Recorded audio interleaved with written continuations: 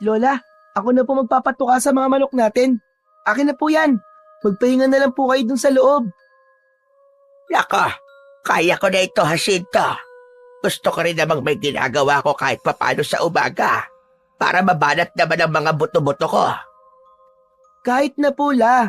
Hindi po ba ako po nakatoka po sa mga manok? Ayos lang naman kung minsan ako na magpapakain sa kanila. Ay oo nga pala, kumain ka na ba ng almusal, Apo? Nagluto ko ron ng champurado. Binigyan kasi ako kahapon ni Ising ng napakaraming tableya. Hindi ba? Paborito mo ang champurado, lalo na ngayong malamig ang panahon. Nako, maraming salamat po, Lola. Pero, kayo po, kumain na po ba kayo? Hindi pa, pero susunod na ako sa'yo sa loob pagkatapos ko rito. Hinayaan na lamang ng 12 taong gulang na si Jacinto ang kanyang lola Rosalinda na tapusin ang pagpapakain nito sa mga manok na nasa likod ng kanilang bahay. Simula nang mamatay ang kanyang ina nung 5 taon pa lamang siya, ay ang lola Rosalinda na niya ang nag-alaga sa kanya. Ito na ang tumayo niyang ina at ama. Mahal na mahal ni Jacinto ang lola niya. Kaya naman, wala siyang ibang pangarap kundi ang makapagtapos ng pag-aaral upang magkaroon siya ng magandang trabaho. Nais niya na makaalis sila ng lola niya sa San Felipe at makapagsimula ng panibagong buhay sa ibang lugar.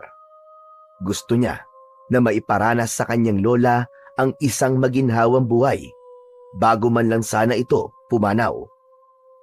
Nang makarating si Jacinto sa loob ng kanilang bahay, ay agad siyang sumandok ng tsampurado. Maya-maya pa ay nakita niya na pumasok si Lola Rosalinda. Huminto ito sa kalendaryong nakasabit sa dingding na malapit sa may pintuan. Napansin niya ang pag-iling ng matandang babae. Naglakad na si Lola Rosalinda papunta sa kusina. Kumuha na ito ng tsampurado at umupo sa upuang nasa katapat ni Jacinto. Napansin niya ang pagkabahala sa mukha nito, kaya hindi niya napigilang magtanong. Lola, may problema po ba? Nakita ko kasi sa kalendaryo, nakabilugan na naman pala ng buwan mamayang gabi. Ganun po ba? Ibig sabihin, magiging aswang na naman po ako? Bumuntong hininga si Lola Rosalinda bago tumingin kay Jacinto at matipid na ngumiti. Apo, ilang beses na nating nalampasan na ganito. Wala kang dapat na ikatakot. Nandito ako palagi para sa iyo, Apo. Pero Lola, paano po kung may mangyari na hindi natin inaasahan? Paano po kung masaktan kita?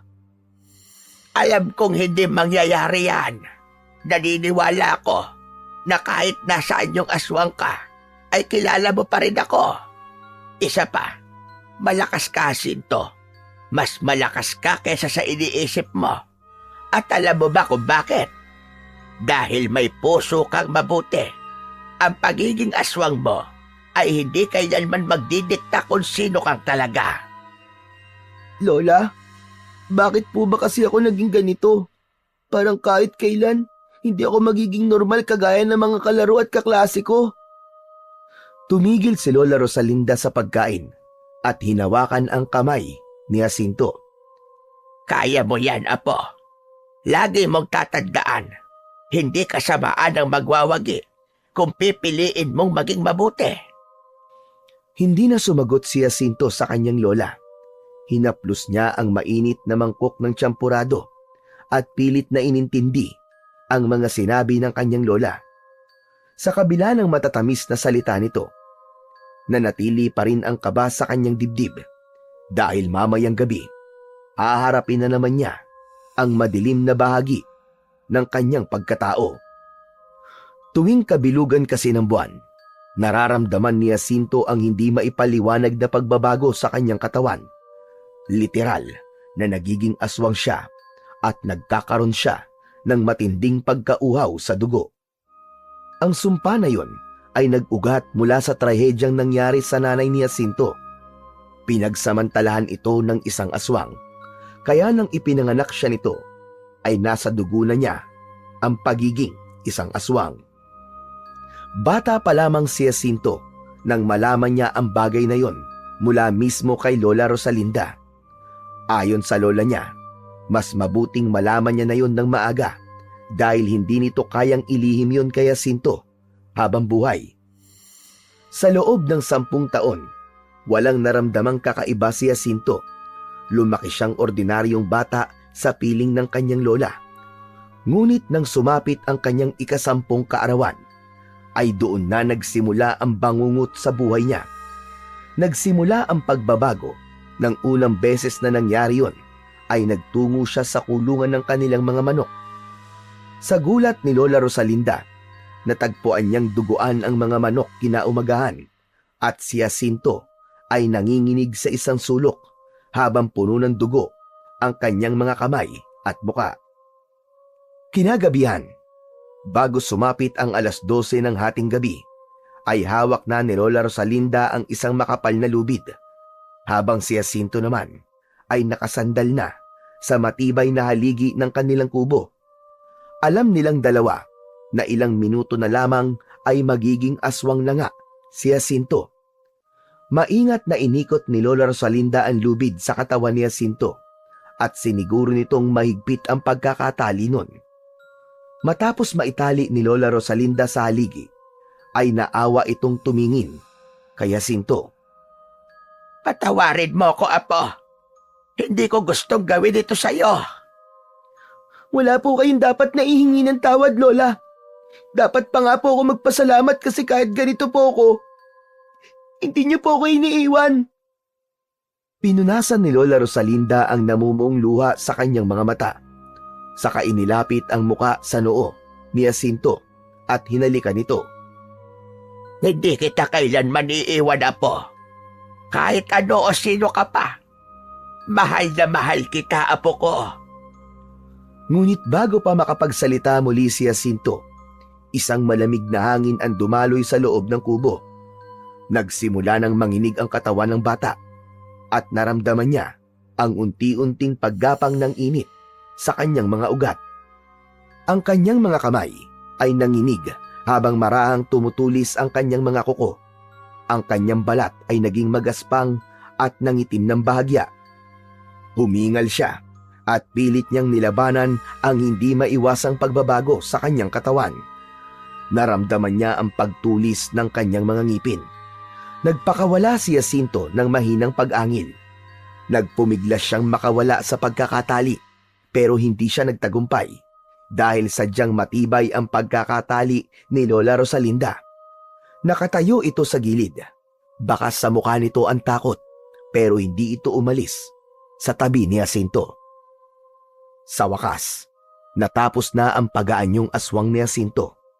Nanatili pa rin si Lola Rosalinda sa tabi ni Jacinto habang nagdarasal na sana ay makayanan nilang muli ang gabing yon.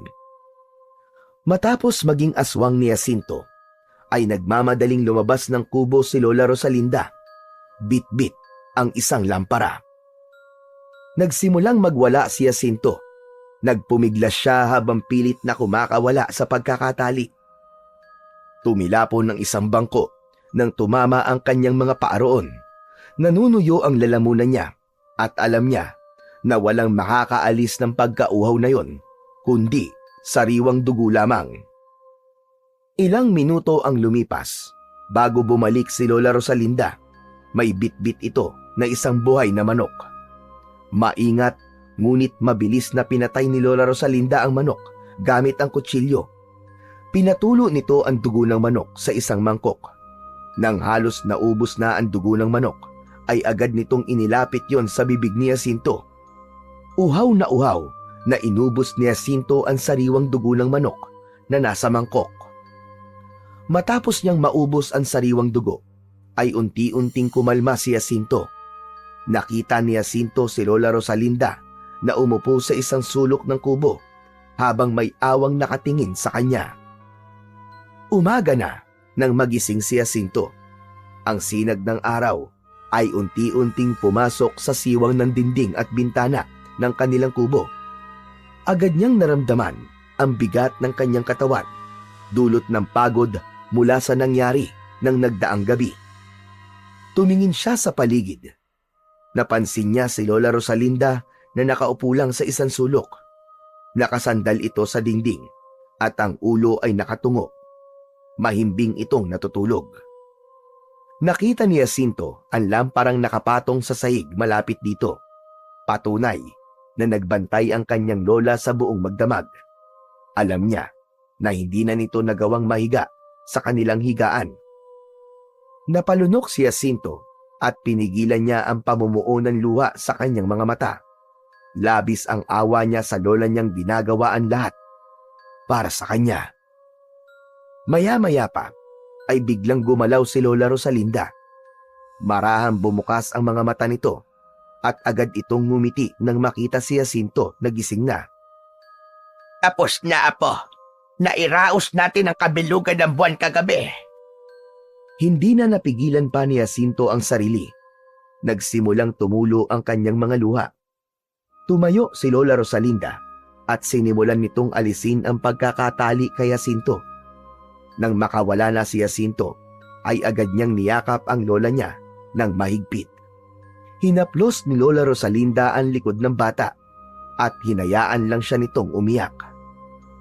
Lola, sawang-sawa na po ako. Ayoko na po maging aswang, Lola. Ayoko na po ng ganitong buhay. Jacinto, Apo, huwag kang mawawala ng pag-asa. Hindi tayo pababayaan ng Diyos. Magdasal ka lang palagi at magtiwala sa Kanya, Apo. May awa rin ang Panginoon. Sa mga salitang yon, naramdaman ni Jacinto ang bahagyang ginawa. Bagamat mabigat pa rin sa kanyang kalooban, ang yakap ng kanyang lola at ang mga salita nito na puno ng pag-asa ay naging parang ilaw sa kanyang madilim na mundo. Sa kabila ng lahat, alam niyang hindi siya nag-iisa dahil naniniwala siya na hindi siya iiwanan ng kanyang Lola Rosalinda kahit na anong mangyari. Matapos mag-almusal, ay naghanda na sina Jacinto at Lola Rosalinda para pumunta sa palengke. Bitbit ni Jacinto ang kanilang bayong habang naglalakad sila sa makitid na daan na pinaliligiran ng mga punong kahoy at matataas na dayami. Ang mga tunog ng mga ibon at huni ng kuliglig ay sumasabay sa kanilang bawat takbang. Habang nagkwekwentuhan sila, ay nakasalubong nila si Ka Pablo, ang kilalang albularyo sa kanilang lugar. Rosalinda! Jacinto! Aba, mabuti nakita ko kayo! Mag-iingat kayo ha! Mukhang nagsisimula na namang umatake ang mga aswang dito sa San Felipe! Ano mo naman nasabi yan, Pablo? Aba, kaninang umaga, natagpuan ng ating kapitan na patay na mga alaga niyang kambing. Sa itsura ng mga sugat at paraan ng pagpatay sa mga kambing, sigurado kong aswang ang yumari doon. Hindi po ba matagal nang tumigil ang pag-atake ng mga aswang dito sa atin? Oo nga, pero hindi natin alam kung bakit bigla na lang silang bumalik. Kaya't kailangan mag-ingat ang lahat, lalo na kayo, Rosalinda. Malayo ang kubo niyo sa kabayanan. Nagkatinginan ang maglola. Ramdam ni Jacinto ang pag-aalala sa mukha ng kanyang Lola Rosalinda. Jacinto, mamaya ay dumaan ka sa kubo ko ha. May ibibigay ako na makatutulong para maprotektahan ng kubo niyo laban sa mga aswang. Huwag mong kalimutang dumaan. Opo, Ka Pablo. Maraming salamat, Pablo. Malaking tulong yun sa aming dalawa ni Jacinto. Abay, walang anuman. O sige na't mauuna na ako. Mag-iingat kayo. Nagpaalam na si Ka Pablo at nagpatuloy na sa paglalakad. Tumango si Lola Rosalinda kay Jacinto at sabay silang nagpatuloy patungo sa palengke. Habang naglalakad, ay natahimik si Jacinto. Alam niyang magiging mas komplikado ang sitwasyon sa kanilang lugar dahil sa pagbabalik ng mga pesteng aswang. Lola, hindi kaya kagaya rin ako ng mga aswang na umaatake sa lugar natin? Hindi ka kagaya ng mga yon, Apo. Hindi ka pumapatay ng tao at hindi ka nagdudulot ng takot sa mga tao. Kaya huwag mong iisipin Nakatulad ka ng mga aswang na yon. Pero, pumapatay po ako ng manok, Lola. Pero hindi ba? Ako pumapatay ng manok Jacinto at hindi ikaw. Pinapainom ko lang sa'yo ang dugo nun. Pero, pinapatay niyo po ang mga manok para sa akin. Saka paano po kung kapag lumaki na ako, ay tuluyan na ako maging aswang? Yung tunay na aswang na pumapatay po ng tao. Baka kapag nangyari po yun, ay pumatay na rin po ako ng mga tao, Lola. Natatakot po ako. Malalim na huminga si Lola Rosalinda. Huminto ito sa paglalakad at bahagyang yumuko upang magpantay ang kanilang mga mata. Hinawakan ito sa balikat si Jacinto. Makinig kang mabuti sa akin, Jacinto Apo. Hindi mangyayari yon. Gagawa tayo ng paraan. Hahanap tayo ng lunas. Hindi ko hahayaan na tuluyang kang makain ng sumpang yan. Kaya huwag kang mawala ng pag-asa, ha? Tandaan mo, Jacinto. May awa ang Diyos. Napabuntong hininga si Jacinto at tumango ng mahina kahit may bahid pa rin ng pag-aalala ang kanyang mga mata. Nagpatuloy silang maglakad at binaybay nila ang baku-bakong daan patungo sa palengke. Pinag-usapan pa rin nila ang tungkol sa posibilidad ng lunas. Huminto lang sila sa pag-uusap nang tuluyan na silang makarating sa palengke. Pagdating nila doon, ay inalis muna ni Jacinto ang lahat ng kanyang pangamba at tinulungan niya ang kanyang Lola Rosalinda sa pamimili. Ngunit sa likod ng kanyang isip ay naroon pa rin ang napakaraming katanungan na nagdudulot ng bigat sa kanyang dibdib. Nang makabalik na sina Jacinto at Lola Rosalinda sa kubo nila, mula sa palengke ay tinulungan ni Jacinto ang kanyang lola sa pag-aayos ng mga binili nilang gulay, prutas at bigas. Maya-maya pa ay natigilan si Jacinto dahil biglang pumasok sa isip niya ang sinabi ni Ka Pablo kanina. Naku, Lola. Oo nga pala, naalala ko. Pupunta po muna ako kay Ka Pablo. May ibibigay daw po siya sa akin na makakatulong sa atin para maprotektahan po ang bahay natin mula sa mga aswang. O sige, Apo. Mag-iingat ka, ha? Bilisan mo lang. Bumalik ka kagad. Opo, Lola. Babalik din po ako kagad. Lumabas na si Jacinto at naglakad patungo sa kubo ni Ka Pablo. Nang makarating siya sa kubo ni Ka Pablo, ay nakita niyang nagbibilad ng isda ang matandang lalaki sa harapan ng bahay nito. Nang makita siya ni Ka Pablo, ay ngumiti ito sa kanya. Butit na padaan ka, Jacinto. Nakahanda na ang agimat na sinasabi ko. Inabot ni Ka Pablo ang isang maliit na pouch na yari sa tela at inilabas nito mula roon ang isang hugis triangulong agimat na yari sa kahoy. Makintab yun na parang nilagyan ng langis at may nakaukit na mga lumang simbolo. Isabit mo ito sa taas ng pintuan ng bahay nyo para walang aswang ang makapasok sa bahay nyo. Tinignan ni Jacinto ang agimat. Nagkaroon siya ng pag-aalinlangan na tanggapin yon nang iabot yon ni Ka Pablo sa kanya. Natakot siya na baka maapektuhan siya ng agimat dahil sa kanyang dugo bilang kalahating aswang. May problema ba, Jacinto? Oh, ito na ang agimat. Sa inyo na to ng lola mo. Huminga ng malalim si Jacinto bago niya tinanggap ang agimat na ibinibigay sa kanya ni Ka Pablo. Nakahinga siya ng maluwag nang walang nangyari sa kanya matapos niyang mahawakan ang naturang agimat. Maraming salamat po, Ka Pablo. Siguraduhin mong nakasabit yan sa may itaas ng pintuan nyo, ha? Sigurado ko na magiging madalas na ang pag-atake ng mga aswang dito sa atin. Kaya makabubuti kung meron tayong proteksyon laban sa kanila. Tumango si Jacinto at inilagay ang agimat sa loob ng kanyang bulsa. Nagpasalamat muli siya bago nagpaalam kay Ka Pablo. Pagtalikod ni Jacinto ay bigla siyang napahinto at muling humarap kay Ka Pablo. Bakit? May nakalimutan ka ba, Jacinto? Akala ko ba'y uuwi ka na? Ka Pablo? Pwede po ba ako magtanong sa inyo? Ano yun, iho? Tungkol saan? Marami po ba kayong alam tungkol po sa mga aswang? Abay, oo naman, Jacinto. Ang tatay ko kasi ay kilalang antingero noon sa probinsya namin. Manunugis din siya ng mga aswang. Marami ako natutunan sa kanya tungkol sa mga aswang na yan. Itatanong ko rin po sana kung may paraan po ba para mawala po ang pagkaaswang ng isang tao. Abay, meron. Pero hindi basta-basta. Hanggat hindi pa nakakakain ng tao ang isang aswang, may pag-asa pang mawala ang pagiging aswang sa dugo niya. Pero kailangan nyo ng mahabang ritual. Nabuhayan ng loob si Jacinto. Napakapit siya sa agimat na nasa kanyang bulsa. Kaya niyo po bang gawin ng ritual na yon, Ka Pablo? Oo naman.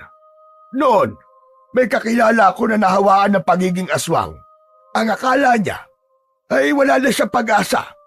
Pero nagawa ko siyang tulungan. Mahirap ang proseso, oo. Pero nagtagumpay kami. Sandali lang. Bakit mo naman naitanong ang mga yan? May kilala ka bang aswang, ha? Bahagyang ng lamig si Jacinto. Hindi siya handang ipahayag ang kanyang lihim kay Ka Pablo. Agad siyang umiling at pinilit na ngumiti. Wala po. Wala po, Ka Pablo. Naisip ko lang po ang mga tanong na yon kasi curious lang po ako eh. Bigla na lang po kasing umatake ang mga aswang dito sa lugar natin. Sige po, Ka Pablo. Aalis na po ako. Tinihintay na po ako ni Lola. Ganun ba? O sige. Kung may kailangan ka pa, dumaan ka lang dito ulit. Salamat po ulit, Ka Pablo. Mabilis na tumalikod si Jacinto at naglakad palayo sa bahay ni Ka Pablo. Habang naglalakad pa uwi, ramdam niya ang bahagyang paggaan ng bigat ng kanyang dibdib. Ang mga sinabi ni Ka Pablo ay nagbigay sa kanya ng munting pag-asa. Napagtanto niya na hindi pa huli ang lahat at may paraan pa pala upang mawala ang pagiging aswang niya. Nang makauwi na si Jacinto sa kanilang kubo, ay agad niyang inabot sa kanyang lola ang dala niyang agimat na ibinigay ni Ka Pablo. Lola, yan po yung sinasabi ni Ka Pablo na agimat para protektahan po ang bahay natin laban po sa mga aswang. Paano raw ba ito gagamitin? Sinabi po niya na kailangan daw po yan isabit sa taas ng pintuan. Kapag nakasabit na daw po yan doon, ay hindi raw po makakapasok ang mga aswang sa bahay natin. Sigurado pong protektado na tayo, Lola. Hindi na nag-aksaya ng oras si Lola Rosalinda. Kumuha ito ng maliit na pako at martilyo. Tumungtong ito sa maliit na bangko at bahagyan itong ibinaon ang pako sa itaas ng pintuan.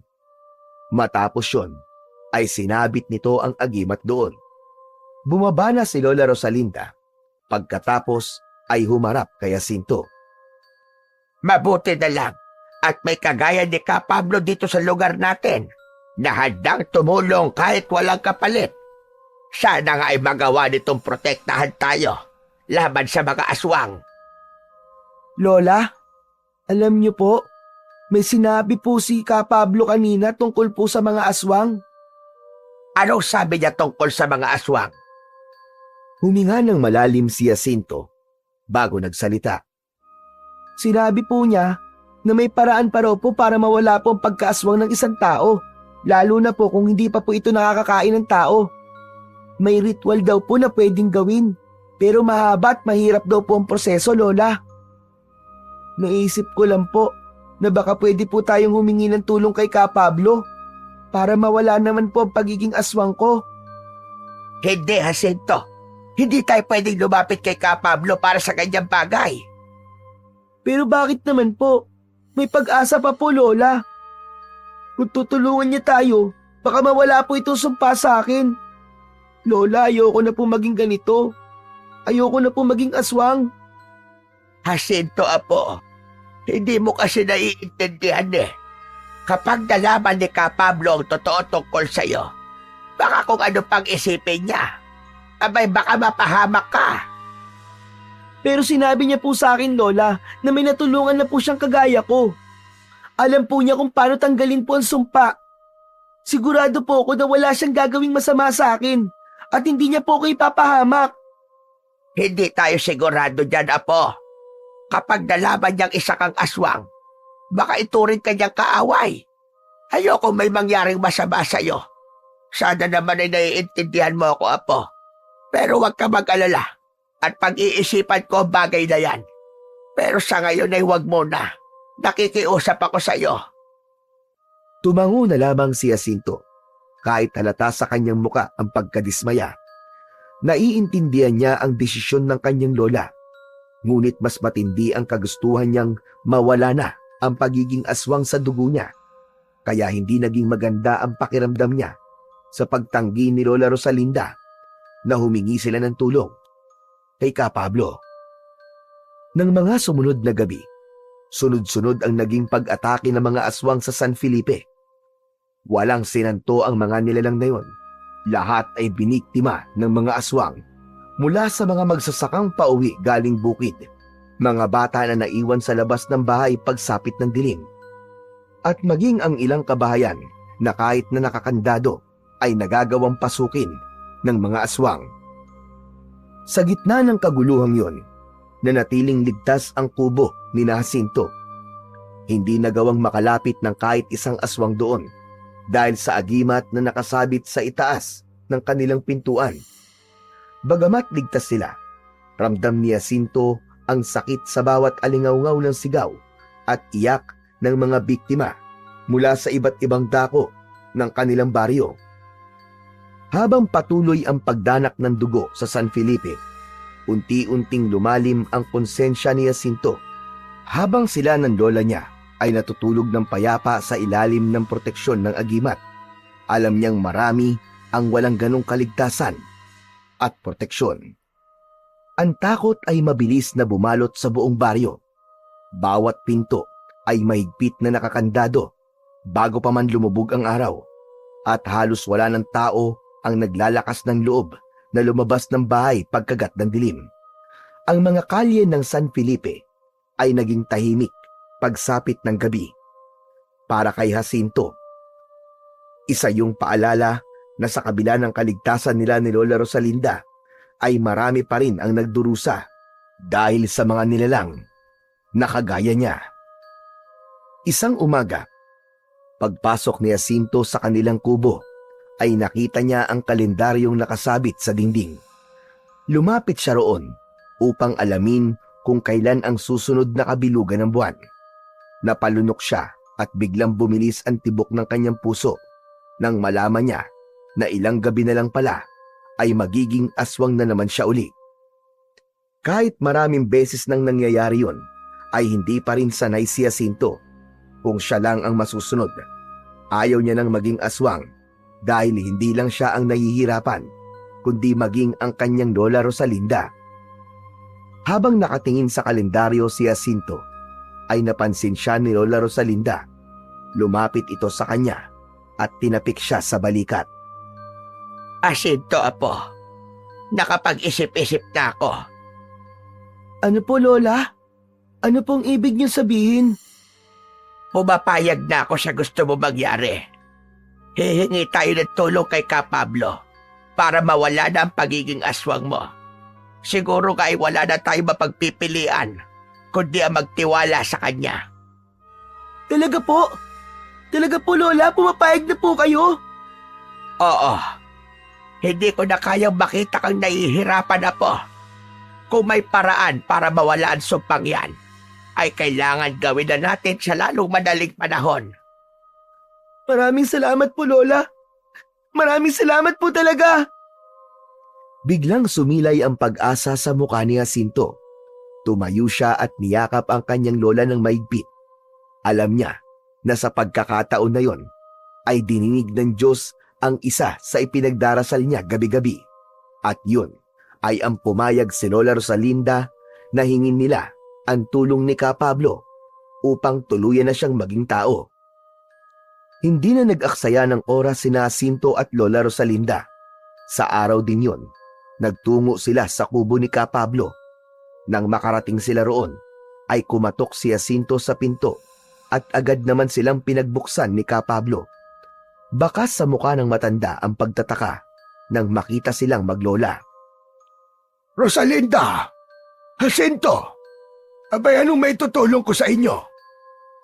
Ka Pablo, may mahalaga kaming sasabihin. Pwede ba kaming tumuloy? Abay, oo naman. Pumasok kayo, dali. Pinapasok sila ni Ka Pablo sa kubo nito at naupo sila sa mahabang bangko na naroon, habang si Ka Pablo ay humila ng upuan at pumwesto sa harapan nilang maglola. Ano ba sasabihin niyo sa akin? At mukhang napaka-importante talaga niyan para magpunta pa kayo rito. Ka Pablo, sana'y lawakan mo ang iyong pangunawa sa mga sasabihin ko. Alam kong magugulat ka. Si Jacinto kasi, siya ay kalahating aswang. Napakunot ang noo ni Ka Pablo, bagamat nagulat. Nanatili itong tahimik at hinayaan si Lola Rosalinda na magpatuloy sa pagsasalita. Ipinaliwanag ni Lola Rosalinda kung paano nagkaroon ng dugong aswang si Jacinto at ang kanilang mga pagsusumikap para mapigilan ang pagiging aswang ni Jacinto tuwing sasapit ang kabilugan ng buwan. Tahimik na nakinig si Ka Pablo. Nang matapos magkwento ni Lola Rosalinda, ay nagpakawala ng malalim na paghinga si Ka Pablo at matiim na tumingin kay Jacinto. Noon pa man, nararamdaman ko ng may kakaiba kay Jacinto. Pero hindi ko matukoy kung ano.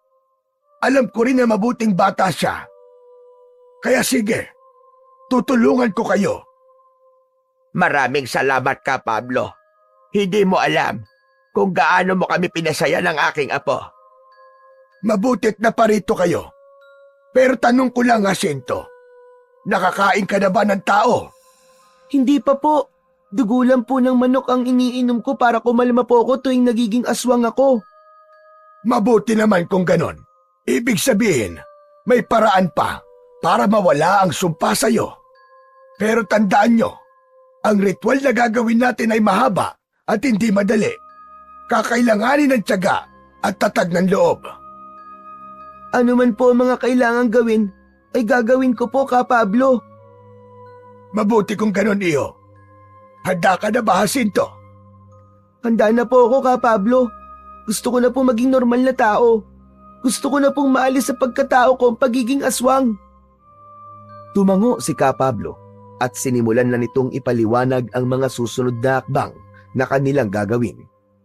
Sa puntong yun, nagpasya na sila na simulan ang laban para sa kalayaan ni Jacinto mula sa sumpang ilang taon nang nasa kanyang dugo at pagkatao. Simula noon ay sinimulan na kagad ni Ka Pablo ang proseso ng ritual upang alisin ang pagiging aswang ni Jacinto. Ginawa nila ang ritual sa bahay ni Jacinto tuwing gabi upang walang makaalam ng kanilang ginagawa. Gumamit si Ka Pablo ng mga sinaunang paraan at kagamitan sa ritual. Pinapalibutan ito ng puting kandila si Jacinto at pinapausukan siya ng insenso. Bawat gabi ng ritual ay nagdadasal si Ka Pablo at umuusal ng mga sagradong salmo. Nagbabasag din ito ng itim na itlog bilang bahagi ng ritual. Kahit napapagod at nangihina si Jacinto sa tuwing natatapos ang ritual, ay hindi siya nagreklamo sapagkat alam niya na magiging maganda ang kalalabasan ng lahat ng ginagawa nila. Makalipas ang 5 gabi, kinausap ni Ka Pablo si Jacinto. Anito ay malapit na nilang matapos ang ritual at isasagawa nila ang huling bahagi ng ritual sa kabilugan ng buwan. Kailangan daw nilang gawin yon habang nasa anyong aswang si Jacinto. Nangako naman si Ka Pablo kay Jacinto na ang gabing yon ay ang huling gabi na magiging aswang si Jacinto. Maluwaluwang nagpasalamat si Jacinto kay Ka Pablo dahil alam niyang malapit nang matapos ang paghihirap nila ng kanyang lola. Isang umaga, abala si Jacinto sa paglilinis ng kubo nila. Pinunasan niya ang mga lumang gamit sa isang sulok ng bahay. Matapos yun, ay winalisan naman niya ang sahig at habang ginagawa niya yon, ay biglang pumasok si Lola Rosalinda na galing sa palengke. Agad na napansin ni Jacinto ang pagkabahala sa mukha nito. Jacinto, iho. Meron tayong problema. Ano po yun, Lola? May nagtanong sa akin kung totoo bang may agimat ang bahay natin na proteksyon laban sa mga aswang. Ano po sinabi nyo? Siyempre, itinanggi ko. At sabi ko sa kanila, wala tayong ganong klase ng agimat. Pero bakit hindi nyo po sinabi ang totoo? Huminga ng malalim si Lola Rosalinda at umupo sa isa sa mga lumang upuan. Apo, hindi mo ba naiisip kung ano ang maaaring mangyari kung malaman ng mga tao na may agimat tayo? Sigurado kung pag-aagawan nila ang proteksyon natin. Ang agimat na ibinigay sa atin ni Ka Pablo ay para sa atin lamang. Abay, paano kung may magtangkang nakawin yon? Paano kung masaktan tayo dahil sa inggit ng iba? Sa bagay, tama po kayo, Lola. Mas mabuti nga pong walang makaalam ng tungkol sa agimat na meron ng bahay natin. Ang agimat na yun, Apo, ay isang biyaya. Pero maaari rin itong maging sumpa kung hindi natin iingatan. Kaya tandaan mo, Jacinto, huwag mong sasabihin sa kahit na sino ang tungkol sa agimat na ibinigay sa atin ni Ka Pablo. Opo, Lola, pangako po. Hindi ko po ipagsasabi sa iba. Oo nga po pala, Lola. Mamayang gabi na pala ang huling bahagi ng ritual. Natigilan si Lola Rosalinda sa sinabing yun ni Jacinto. Maya-maya pa ay napangiti ito. Oo nga pala, no. Bilog na naman ang buwan mamayang gabi. Sa wakas, matatapos na rin ang lahat ng ito. Makakalaya ka na rin sa pagiging aswang, Apo. Kaya nga po pagkatapos po ng ritual mamaya, mawawala na po ang pagiging aswang sa dugo ko. Hindi na po ako magiging aswang uli. Pwede na po tayo mabuhay ng normal, Lola. Salamat sa Diyos. Sa wakas, Jacinto, makakabalik na tayo sa dati-dating buhay. Hindi mo na kailangan magtago o magtiis. At hindi ko na kailangan matakot na baka ano pang mangyari sa'yo kapag may nakaalam ng sikreto natin. Lumapit si Jacinto sa lola niya at naupo sa tabi nito. Hinawakan niya ang kamay ng matanda at matamis siyang ngumiti. Lola, salamat po sa pagtitiis niyo sa akin. Kung hindi po dahil sa inyo, hindi ko po ito malalampasan. Apo, kahit na ano pa man ang mangyari, nandito lang ako. Ang mahalaga, malampasan na natin ang pagsubok na ito. At mamaya, tuluyan na tayong magiging malaya. Niyakap ni Jacinto si Lola Rosalinda. Nadama niya sa yakap na yon ang bagong pag-asa para sa kanilang dalawa. Sa isip niya, ang gabi na parating ay hindi lamang magiging pagtatapos ng isang sumpa, kundi simula ng isang bagong kabanata sa kanilang buhay. Kinagabihan, hindi na natulog sina Jacinto. Sa loob ng kubo, naghanda na sila para sa huling bahagi ng ritual. May kaba sa puso ni Jacinto habang palakad-lakad siya sa loob ng bahay. Paminsan-minsan ay sumisilip siya sa bintana. Si Lola Rosalinda naman ay nakaupo sa isang lumang upuan habang mahigpit ang hawak sa rosaryo at nagdarasal. Maya-maya pa, napatingin si Jacinto sa lola niya. Lola, darating kaya si Ka Pablo? Bago pa man makasagot si Lola Rosalinda, isang malakas na sigawan mula sa labas ang bumasag sa katahimikan ng gabi. Nakarinig sila ng mga taong umiiyak at humihingi ng tulong. Halos tumayo ang balahibo ni Jacinto sa narinig nila. Lola, ang mga aswang! Umaatake na naman po sila! Paano po kung hindi makapunta dito si Ka Pablo? Paano na po ang ritual? Tumayo si Lola Rosalinda at nilapitan ang apo. Hinawakan nito si Jacinto sa balikat at tinignan siya ng diretso sa mga mata. Kung hindi siya makakarating ngayong gabi, wala tayong magagawa, Apo. Maghihintay ulit tayo ng susunod na kabilugan ng buwan. Pero ang tagal pa po nun, Lola. Ayoko na pong maging aswang. Naiintindihan ko, Jacinto. Pero wala tayong kontrol sa lahat ng bagay. Ang magagawa lang natin ngayon ay magdasal. Ipagdasal natin na ligtas si Ka Pablo at makapunta siya rito. Tahimik na tumango si Jacinto at sumulyap siya sa bintana. Nang makita niya ang bilog na buwan, ay nagdulot yun ng kilabot sa kanya. Alam niya na mamaya lang ay magiging aswang na naman siya. Ilang minuto pa ang lumipas, ay patuloy pa rin ang sigawan sa labas ng kubo ni Jacinto. Napatingin si Jacinto sa kanilang orasan at nanlamig siya nang malamang ilang minuto na lang ay sasapit na ang 12:00 ng hating gabi. Lola, ilang minuto na lang po ay 12:00 na. Malapit na po ako maging aswang. Naputol ang pagdarasal ni Lola Rosalinda at mabilis nitong kinuha ang lubid na itatali kay Jacinto upang mapigilan siyang makawala kapag naging aswang na ang bata. Ngunit bago pa nito maitali si Jacinto, ay may malakas na kumatok sa pinto ng kanilang kubo. Narinig nila ang boses ng isang lalaki na nagsabi na alam nito na may proteksyon ang bahay ni na Lola Rosalinda laban sa mga aswang. May ilang nakiusap na papasukin nila ang mga ito. Labis na nataranta sina Jacinto at Lola Rosalinda. Nais man nilang papasukin ng mga tao ay hindi maaari dahil malapit nang maging aswang si Jacinto. Lola, ano pong gagawin natin? Malapit na po akong magbago. Magtiwala ka lang, apo. Aayusin ko ito. Kakausapin ko sila. Lumapit si Lola Rosalinda sa pinto at sinubukang kausapin ang mga tao na nasa labas.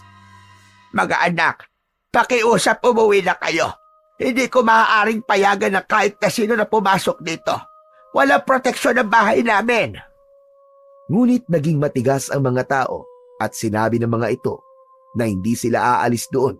May sumigaw pa na kung hindi nila papapasukin ng mga tao, ay gigibain ng mga ito ang pinto ng kubo ni Jacinto. Nang sandaling yun, ay nagsimula ng manginig si Jacinto. Naramdaman niya na unti-unti na siyang nagiging aswang. Lola, hindi ko na po kayang pigilan. Magiging aswang na po ako, Lola. Biglang nabuwal ang pinto ng kubo at pumasok ang ilang tao na takot na takot. Haharapin sana ni Lola Rosalinda ang mga tao, ngunit tuluyan ang naging aswang si Jacinto. Napaatras ang mga tao sa gulat at takot nang masaksihan ng mga ito ang pagiging aswang ni Jacinto. Sa gitna ng kaguluhan, isang lalaki ang mabilis na dumampot ng itak at sumugod kay Jacinto. Ngunit naging mabilis ang pagkilos ni Jacinto. Bago pa man tumama ang itak sa kanya, ay nakaiwas siya at tumalon sa isang sulok ng kubo. Pakiusap, huwag niyo saktan ang apo ko. Hindi niya ginusto ito. Hindi siya masamang aswang. Ngunit hindi nagpatinag ang lalaki. Muli itong sumugod kay Jacinto. Ngunit sa pagkakataong yon, ay kinagat ito ni Jacinto sa braso. Napasigaw ang lalaki sa sakit at mabilis na umatras. Nataranta na si Jacinto nang may iba pang kalalakihan ang naglabas ng mga sandata ng mga ito. Hindi niya gustong saktan ng sinuman, ngunit alam niyang hindi niya na mapipigilan ang kanyang sarili. Napatingin siya kay Lola Rosalinda na umiiyak at nagmamakaawa sa mga tao. Wala nang ibang nagawa si Jacinto kundi ang tumakbo patungo sa bintana. Binuksan niya yon at tumalon siya palabas ng kubo. Sa ilalim ng liwanag ng buwan ay tumakbo siya palayo, hindi lang sa kanilang bahay, kundi maging sa San Felipe. Hindi niya alam kung saan siya pupunta, ngunit alam niyang kailangan niyang lumayo upang hindi na makapanakit ng iba. Walang tigil na tumakbo si Jacinto nang walang patutunguhan. Pakiramdam niya ay patuloy siyang hinahabol ng mga taong galit na galit at takot sa kanya. Ang mga yabag niya ay dumadagundong sa katahimikan ng gabi, habang ang paligid ay nagiging mas makapal ang anino ng mga puno. Hindi niya namalayan na napasok na pala niya ang masukal na bahagi ng kagubatan. Sa gitna ng kanyang pagtakas, hindi napansin ni Jacinto ang nakausling ugat ng isang puno. Natapilok siya, nawalan ng balanse, at bumagsak ng malakas sa mabatong lupa. Tumama ang kanyang noo sa isang malapad na bato. Naramdaman niya ang mainit-init na dugo na umagos mula sa sugat sa noo niya na nilikha ng aksidente na yon. Sinubukan niyang tumayo, ngunit unti-unting nanlabo ang kanyang paningin. Hindi nagtagal, tuluyang nilamon ng dilim ang kanyang paligid at tuluyan siyang nawalan ng malay. Umaga na nang muling magkamalay si Jacinto. Napagtanto niya na nakahiga siya sa isang papag na gawa sa kawayan. Luminga siya at nalaman niya na nasa loob siya ng isang kubo. Hindi pamilyar sa kanya ang bahay na yon, kaya nakaramdam siya ng takot. Dahan-dahan siyang bumangon, ngunit napahawak siya sa kanyang noo nang sumakit yon. Bumalik sa kanyang alaala ang nangyari kagabi. Muli siyang luminga sa paligid, pero kahit na anong pag-iisip ang gawin niya, ay hindi niya kayang malaman kung nasan siya. Makalipas ang ilang minuto, ay biglang bumukas ang pinto. Pumasok ang isang lalaki na matangkad. Malapad ang balikat at may matitigas na ekspresyon sa muka. May mga peklat ito sa braso at maging sa muka nito. Napaatras si Jacinto at sumiksik siya sa sulok habang nakatitig sa bagong dating. Sino ka? Nasaan ako? Kumalma ka lang. Wala kang dapat ikatakot. Hindi kita sasaktan. Paano ko kakalma? Hindi kita kilala. Sino ka ba? Ako si Lukban. Ako nakakita sa'yo kagabi sa gubat. Sugatan ka. Kaya dinala kita rito para gamutin. Hindi alam ni Jacinto kung paniniwalaan niya ang sinabi ng lalaki. Patuloy siyang nakatitig dito. Bakit mo ako tinulungan? Anong kailangan mo sa akin? Wala. Wala akong kailangan sa'yo. Sadyang kailangan mo ng tulong, kaya tinulungan kita. Kung gusto mong umalis, bahala ka. Pero hindi mo pa kaya sa lagay mo ngayon. Nasaan po ako? Anong lugar po ito? Nasa gitna ka ng kagubatan. Malayo na sa San Felipe, kaya ligtas ka rito. Tinitigan ni Jacinto ang lalaki. Hindi pa rin maalis ang kaba niya, ngunit parang may kakaibang katiwasayan siyang naramdaman sa presensya ni Lukban. Maaari na ba akong lumapit sa'yo? Napakurap si Jacinto. Hindi siya sigurado, pero sa huli ay marahan siyang tumango. Unti-unting lumapit si Lukban sa kanya at umupo sa gilid ng papag. Hindi nito inalis ang pagkakatitig dito sa kanya. Hindi na nakatiis si Jacinto at nagsalita na siya. Teka, bakit mo ako tinitignan ng ganyan? Anong pangalan mo? Ako po si Jacinto. Bahagyang tumango si Lukban.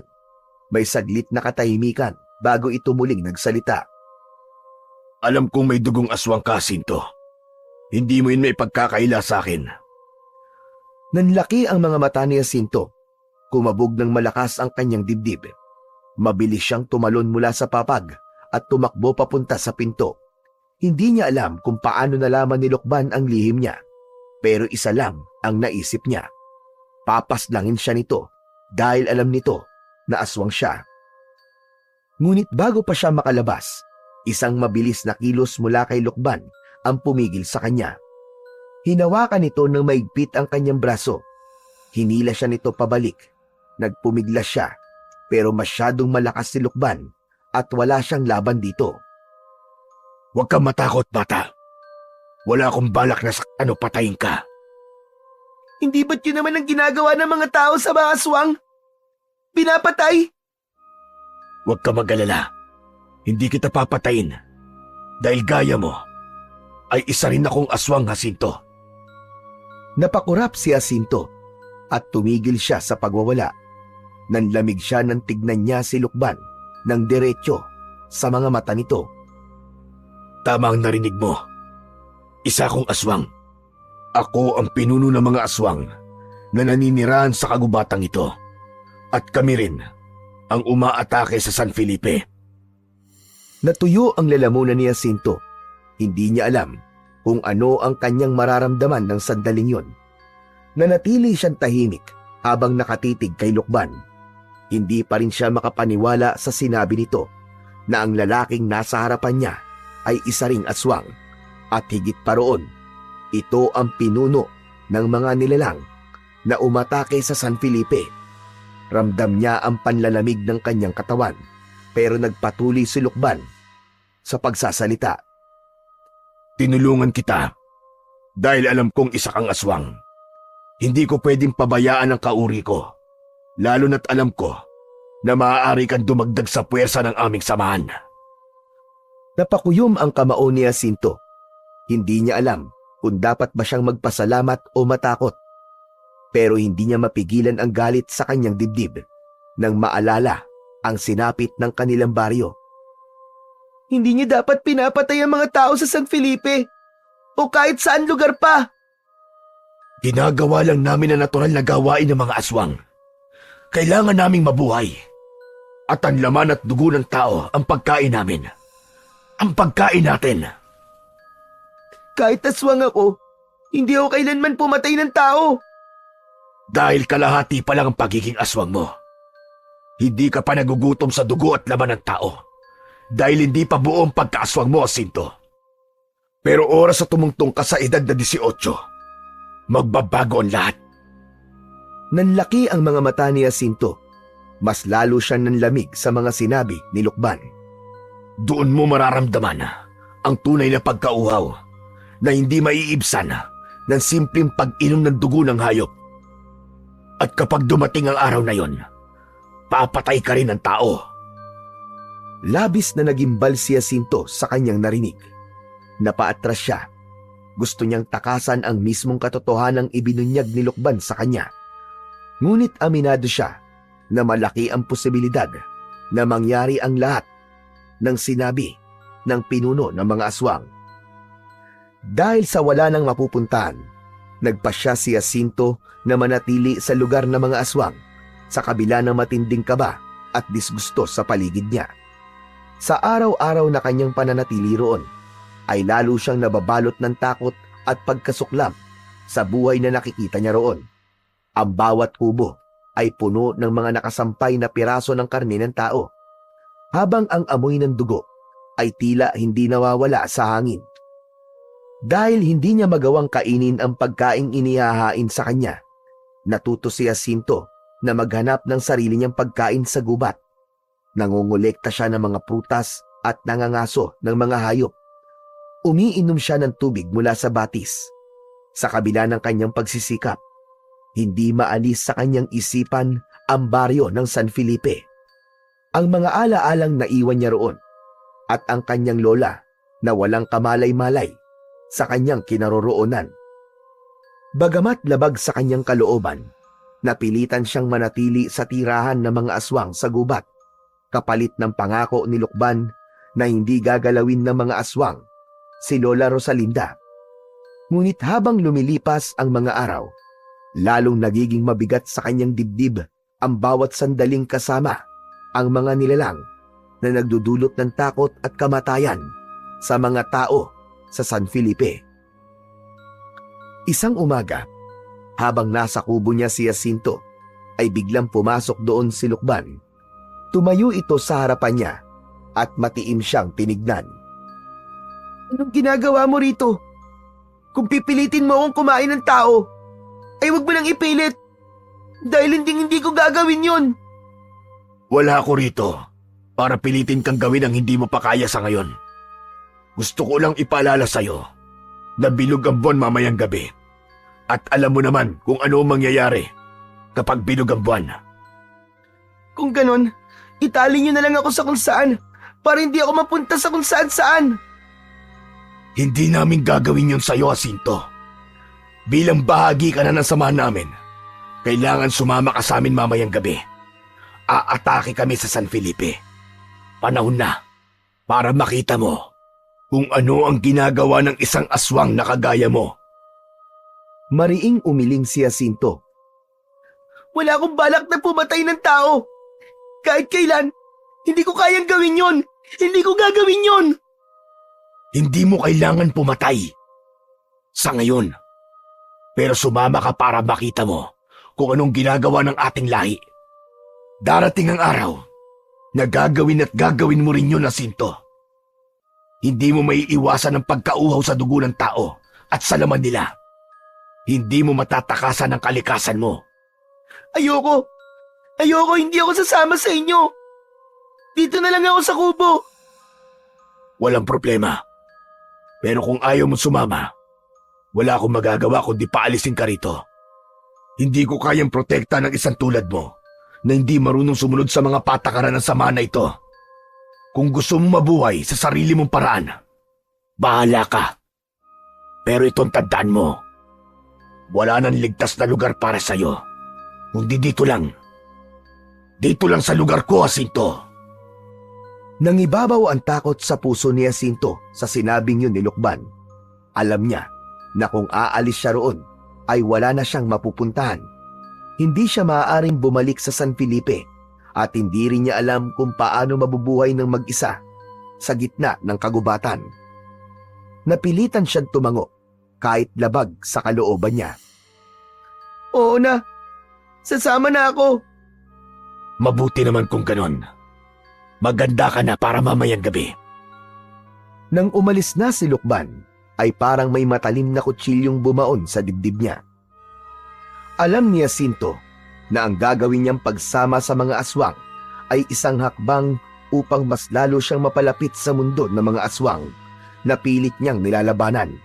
Ngunit wala na siyang ibang pagpipilian. Pagsapit ng gabi, ay nanatili si Jacinto sa loob ng kubo. Totoo ang sinabi ni Lukban dahil sa labas ay bilog na bilog ang buwan. Hindi siya mapakali, kaya panay ang lakad niya pabalik-balik sa iisang direksyon. Nanginginig ang kanyang mga kamay at ramdam niya ang malamig na pawis na tumutulo sa kanyang sentido. Anong gagawin ko? Anong gagawin ko? Dapat ba talaga ako sumama kina Lukban sa pag-atake sa San Felipe? Napalunok si Jacinto nang maramdaman niya ang init na bumalot sa kanyang katawan.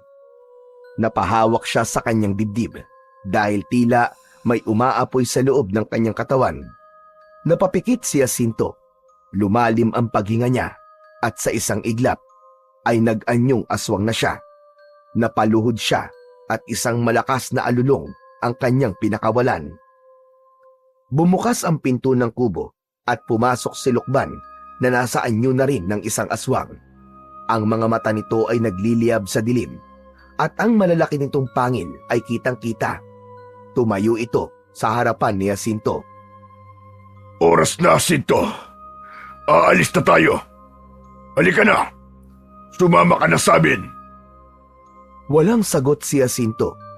Nakatingin lang siya kay Lukban habang nanginginig ang kanyang buong katawan. Tumayo siya at sumama na kay Lukban. Sa labas ay naroon ang iba pang mga aswang.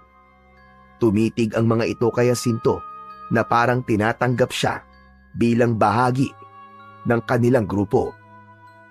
Tahimik na sumunod si Jacinto kay Lukban at sa iba pang mga aswang. Tinahak nila ng mabilis ang daan palabas ng gubat upang umatake sa San Felipe. Mabilis na gumalaw ang mga aswang na parang lahat ay sabik na makakain ng sariwang laman ng tao. Nang marating nila ang San Felipe, kahit nasaan yung aswang si Jacinto, ay may parte pa rin ng puso niya ang natakot sa sasapitin ng mga tao sa San Felipe sa gabing yon, sa kamay ng mga aswang. Nang sumalakay ang mga aswang, ay labis na kinilabutan si Jacinto habang pinagmamasdan niya ang malagim na pag-atake. Sa isang iglap, napuno ang gabing yon ng mga iyak at paghingi ng tulong ng mga tao. May iba na nagmamakaawa sa mga aswang, pero alam ni Jacinto na walang silbi ang pagmamakaawa ng mga tao dahil walang ibang nasa isip ang mga aswang na naroon, kundi ang maibsan ang labis na pagkauhaw at gutom na nararamdaman ng mga ito. Habang patuloy ang lagim sa San Felipe, unti-unting napuno ng panginginig ang katawan ni Jacinto. Kahit nasaan yung aswang siya, ramdam niya ang matinding pagkasuklam sa kanyang sarili. Ang paligid ay puno ng dugo ang bangkay. at ang alingasaw ng kamatayan ay bumalot sa hangin. Hindi niya kayang maging bahagi ng karumal-dumal na pangyayaring yon. Nang matapos ang pag-atake, mabilis na tumakbo sina Lukban at ang iba pang aswang pabalik sa kagubatan. Sumabay si Jacinto sa mga ito kahit nanginginig pa rin ang katawan niya sa kanyang nasaksiyan. Tahimik ang buong grupo habang naglalakad pabalik sa kuta ng mga aswang. Ngunit ang katahimikan ay binasag ni Lukban na nasa tabi lang ni Jacinto. Tinto, ang totoo'y pinagbigyan lang kita ngayong gabi. Pero sa susunod na pagbilog ng buwan at naging aswang ka muli, ay kailangan mo na sumama sa amin.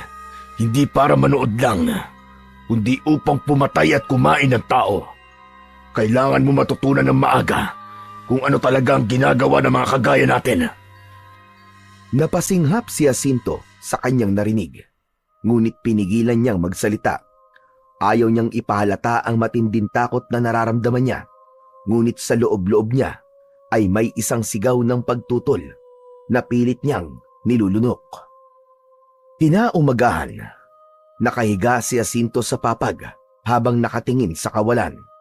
Paulit-ulit na bumabalik sa kanyang isip ang nakakakilabot na pangyayari kagabi. Ramdam pa rin niya ang bigat sa kanyang dibdib. Ang tanong sa sarili kung paano siya napunta sa ganong sitwasyon. Napabalikwas siya ng bangon nang bumukas ang pinto at pumasok si Lukban. May dala itong isang maliit na sisidlan na puno ng iba't ibang prutas. Tahimik nitong inilapag ang sisidlan sa tabi ni Jacinto bago na upo sa isang silya malapit sa kanya. Kumain ka na muna. Alam kong pagod ka pa. Tinignan ni Jacinto ang mga prutas, ngunit hindi niya magawang galawin ang mga yon. Hindi niya alam kung kaya pa niyang lunukin ang kahit na anong pagkain ng oras na yon. Alam ko nagulat ka sa nakita mo kagabi. Pero kailangan mo mamulat ng maaga, Jacinto. Hindi ka maaaring manatiling ganyan. Isang araw, magiging ganap ang pagiging aswang mo. Mas mabuting matutunan mo na ngayon kung paano mabubuhay. Alam kong may dugong aswang ako. Pero hindi ko kailanman pinangarap na pumatay ng tao. Dahil minsan, naging tao rin ako. Hindi mo kayang takasan na nakatakda sa iyo, Jacinto. Yan ang wag na wag mong kalilimutan. Wala nang ibang sinabi si Lukban pagkatapos nun. Tumayo ito at lumabas ng kubo, kaya muling naging mag-isa si Jacinto. Muli siyang napatitig sa kawalan at inisip niya na hindi siya pababayaan ng Diyos. Naniniwala siya na may plano ang Panginoon sa kanya, kaya siya inilagay sa ganung uri ng sitwasyon. Nang makaramdam na ng gutom, ay kinain na ni Jacinto ang mga prutas na dala ni Lukban. Matapos kumain, ay lumabas siya sa kubo at naglakad-lakad hanggang sa makarating siya sa masukal na bahagi ng kagubatan. Sa sandaling yun, ay naisip niyang puntahan ang kanyang lola dahil mahigit 1 buwan na simula nang huli niya itong makita. Alam niyang delikado ang kanyang balak dahil kapag may ibang taong makakita sa kanya, ay sigurado siyang manganganib ang kanyang buhay. Pero hindi niya kayang tiisin pa ang pangungulila niya sa kanyang lola. Kaya nagpatuloy si Jacinto sa paglalakad patungo sa bahay nila. Makalipas ang halos 1 oras na paglalakad, ay narating na ni Jacinto ang kanilang kubo. Nakasarado ang pinto nun at wala siyang naririnig na anumang tunog mula sa loob. Bubuksan na sana niya ang pinto, pero naalala niya ang agimat na nakasabit sa itaas ng pintuan. Nagkaroon siya ng alinlangan dahil baka hindi siya makapasok dahil isa siyang aswang. Pero sa huli, sinubukan pa rin ni Jacinto na buksan ang pinto. Labis siyang natuwa nang nagawa niyang buksan ang pinto at makapasok siya sa loob ng kubo. Pinagmasdan ni Jacinto ang paligid ng kubo at nagtaka siya dahil wala ang agimat sa karaniwang kinalalagyan nun. Naputol ang pag-iisip niya nang biglang pumasok si Lola Rosalinda na may dalang isang basket ng mga gulay. Nang makita siya ng matanda, ay nabitiwan nito ang basket at mabilis siyang niyakap. Salamat sa Diyos! Buhay ka pa, Apo! Hindi makapagsalita si Jacinto. Naramdaman niya ang pag-agos ng luha sa kanyang mga mata habang yakap siya ng kanyang lola. Napagtanto niyang sa kabila ng lahat ng nangyari, naroon pa rin ang pagmamahal ng kanyang lola para sa kanya. Pagkatapos ng maigpit na yakapan, marahang hinawakan ni Lola Rosalinda ang mukha ni Jacinto. Kita sa mga mata nito ang pag-aalala at pangungulila sa kanya. Ano ba nangyari sa'yo, Apo? Sobra ako nag-alala sa'yo. Bahagyang yumuko si Jacinto. Alam niyang hindi niya maaaring sabihin ang totoo sa kanyang lola dahil mas lalo lamang itong mag-aalala. May nakita po akong kubo sa gubat, Lola. Doon po muna ako tumira pansamantala. Marami naman po ako nakukuhang pagkain sa gubat kaya ayos lang po ako. Bumalik ka na rito sa bahay natin, Apo. Halos mamatay ako sa pag-aalala sa'yo. Hindi pa po pwede, Lola. Alam niyo pong papatayin po ako ng mga tao kapag nakita po nila ako. Malungkot na tumango si Lola Rosalinda. Alam ni Jacinto na napagtanto ng lola niya na may katotohanan ang sinabi niya. Sandaling natahimik ang dalawa bago nagtanong si Jacinto. Kumusta naman po kayo rito, Lola? Hindi po ba kayo pinag-iinitan ng mga tao? Ayos lang ako, Apo. Hindi naman ako pinag-iinitan ng mga tao. Tinulungan ako ni Ka Pablo na magpaliwanag sa kanila. Mabuti naman po pala kung ganon. Pero nasan na po yung agimat sa pinto natin? Inaalis ko yun tuwing umaga at ibinabalik ko na lamang tuwing gabi. Malakas kasi ang pakiramdam ko. Nababalik ka para kung sakali man bumalik ka nang wala ako rito, ay gusto ko makapasok ka rito sa bahay natin. Nanlambot si Jacinto sa narinig. Muling nangilid ang luha sa kanyang mga mata. Mas lalo niyang napatunayan na mahal talaga siya ng kanyang lola. Kahit ano pang nangyari sa kanya, hindi ito tumalikod sa kanya. Ngunit naisip ni Jacinto na kahit nais niyang makasama ng mas matagal si Lola Rosalinda, ay hindi na siya pwedeng magtagal roon. Masyadong delikado para sa kanilang dalawa kapag may ibang tao na makakakita sa kanya. Lola, aalis na po ako. Huwag ka munang umalis, Apo. At kung maaari, dito ka na lang. Itatago kita sa mga tao. Hindi na po ligtas para sa ating dalawa kung mananatili po ako rito, Lola. Pero pinapangako ko po, babalik din po ako sa normal. Babalik din po sa normal ang buhay natin. Babalik po tayo sa dati. Gagawa po ako ng paraan. Sa ngayon po, kailangan po muna natin mabuhay nang hindi magkasama. Wala nang nagawa si Lola Rosalinda nang tumalikod si Jacinto at nagsimulang tumakbo palayo. Hindi na nilingon ni Jacinto ang lola niya dahil alam niya na magiging dahilan pa yon para balikan niya ito. Nang makarating na siya sa loob ng gubat, ay doon na niya pinakawalan ang luha at hikbi na kanina pa niya pinipigilan habang nagpapaalam siya sa kanyang pinakamamahal na lola. Nang makarating na si Jacinto sa gitna ng kagubatan, ay agad siyang huminto sa tabi ng isang malaking puno upang magpahinga. Malalim ang kanyang paghinga at ramdam niya ang bigat sa kanyang dibdib. Inilagay niya ang isang kamay sa magaspang na balat ng puno habang nakayuko, habang habol ang kanyang hininga. Habang nakayuko, napansin niya ang isang kakaibang bagay sa lupa malapit sa kanyang paanan.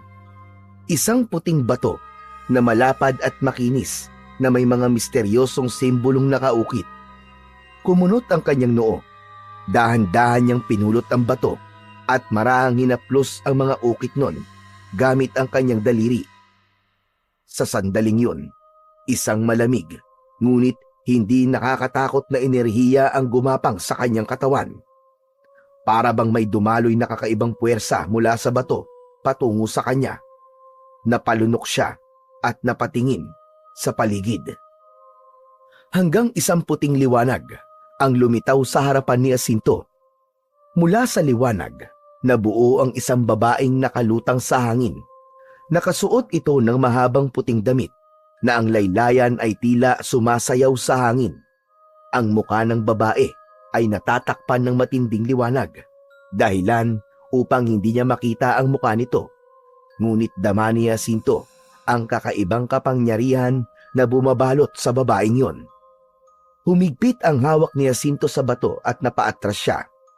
Handa na siyang tumakbo palayo, ngunit bago pa siya makatakbo, ay isang malamyos at mainhin na tinig ang pumigil sa kanya. Wala kang dapat ikatakot, Jacinto. Ako si Divana, ang diyosa ng kagubatang ito.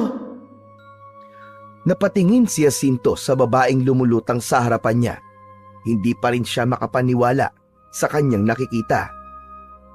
Anong kailangan niyo po sa akin? Ang hawak mong mutya ay isang makapangyarihang bato na iniwan ko sa kagubatang ito upang matagpuan ng isang taong karapat-dapat na magmayari nito. At dahil ikaw ang nakakita sa mutya, malinaw na ikaw ang napili niya. Eka, bakit po ako? Ano bang meron sa mutyang ito? Ang mutyang yan ay nagbibigay ng pambihirang lakas at bilis sa sino mang magmamayari nito. Ngunit tandaan mo, Jacinto, ang kapangyarihang taglay nito ay dapat lamang gamitin sa kabutihan upang ipagtanggol ang mga mahihina at labanan ng kasamaan. Batid ko ang nangyayari ngayon sa San Felipe at nais kong tulungan ang mga taga roon sa pamamagitan ng pagbibigay ng makapangyarihang mutya sa isang karapat-dapat na tao upang labanan ang mga aswang. Lalabanan ng mga aswang? Mukhang nagkamali yata po ang mutya sa pagpili sa akin. Ipapaalam ko lang po sa inyo na may dugo rin po akong aswang. At ngayon ay nakatira po ako kasama ng mga aswang na sumasalakay po sa San Felipe. Alam ko ang lahat ng iyon, Jacinto. Nang piliin ka ng mutya, nalaman ko rin ang kwento ng iyong buhay. Pero sa kabila ng dugong tumadaloy sa'yo, isang bagay ang hindi mo pa rin naiintindihan. Ikaw pa rin ang may kakayahang pumili kung sino at ano ang nais mong maging. Hindi ito maaaring diktahan ng kahit na sinong nasa paligid mo. Gamit ang mutyang yan, hindi mo lamang magagawang baguhin ang pagtingin sa iyo ng mga tao. Magagawa mo rin kontrolin ang iyong pagiging aswang. Wala nang gabing magiging alipin ka ng pagkauhaw mo sa dugo. Napasinghap si Jacinto. Tila nagustuhan na niya ang mga sinabi ni Divana. Ngunit bago pa siya makapagtanong, unti-unting naglaho ang anyo ni Divana hanggang sa wala nang natira kundi ang malamig na hangin na dumampi sa kanyang balat. Tahimik niyang tinignan ang mutyang nasa kanyang kamay. Parang may init yung ibinubuga sa kanyang palad at ramdam niya ang kakaibang koneksyon sa bagay na yon. Para bang nagising ang isang puwersa sa loob niya na hindi niya alam na meron siya. Napapitlag si Jacinto nang may narinig siyang kaluskos mula sa likuran niya. Mabilis niyang ibinulsa ang mutya at tumingin sa kanyang likuran. Nakita niya si Lukban na naglalakad papalapit sa kanya. Mataman yung nakatingin sa kanya. Huminto si Lukban ilang dipaan layo kay Jacinto. Saan ka galing, Jacinto? Naglakad-lakad lang. Kailangan ko mag-isip. Hindi ka maaaring umalis sa kuta nang hindi nagpapaalam sa akin. Kailangan mo maghanda sa susunod na pagsalakay sa San Felipe. Nakasama ka namin. Hindi nagsalita si Jacinto. Nang ayain na siya ni Lukban na bumalik sa kuta, ay sumama siya rito. Hindi niya ipinaalam dito ang tungkol sa mutya at kay Divana. Naisip niya na baka ang mutya na ang pag-asa niya upang mapatunayan niya sa mga tao sa San Felipe na kahit aswang siya ay hindi dapat matakot ang mga ito sa kanya. Simula nang mapunta kay Jacinto ang mutya, ay palihim siyang umaalis sa kuta upang subukan ang kapangyarihan nun. Sa gitna ng madilim at malawak na kagubatan, sinasanay niya ang kanyang katawan sa bagong lakas at bilis na binigay sa kanya ng mutya. Mula sa simpleng pagtakbo, napagtanto niyang kaya niyang gumalaw ng mas mabilis kaysa sa isang normal na tao. kahit wala siya sa anyong aswang. Kapag ginamit naman niya ang kanyang buong lakas, kayang-kaya niyang patumbahin ang matitibay na puno ng isang suntok lamang. Ang kanyang pandama ay naging mas matalas. Nadarama na niya ang bawat paggalaw ng hangin at ingay sa paligid. Ngunit kung merong kapangyarihang taglay ang mutya na nais malaman ni Jacinto, yun ay ang kapangyarihan nitong kontrolin ang pagiging aswang niya. Yun nga lang, hindi pa niya yun masusubukan hanggang sa dumating ang sunod na pagbilog ng buwan. Isang gabi, habang nakasilip si Jacinto sa bintana ng kubo, ay nakita niya ang pag-alis ng mga aswang sa kuta. Alam niyang pupunta na naman ang mga yon sa San Felipe. Maya-maya, marahang bumukas ang pinto ng kanyang kubo at pumasok si Lukban. Tahimik itong lumapit sa kanya. Anong kailangan mo sa akin, Lukban? Hindi ka muna sasama sa amin ngayong gabi. Dito ka lang sa kuta. Hindi pa bilog ang buwan. Hindi ka pa magiging aswang. Anong gusto mong gawin ko habang wala kayo?